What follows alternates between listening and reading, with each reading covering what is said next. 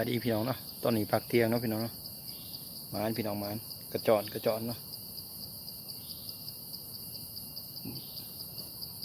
มาอะไรขึ้นโคกใหม่ขึ้นภูมิพี่น้องยิงเอาเนาะตัวนี้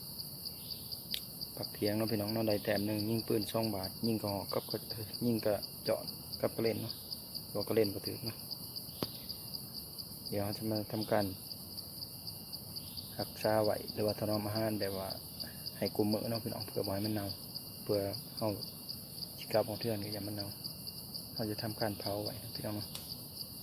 จะได้กับฝากติดตามช่องของเราด้วยพี่น้องกระจอนพี่น้องมา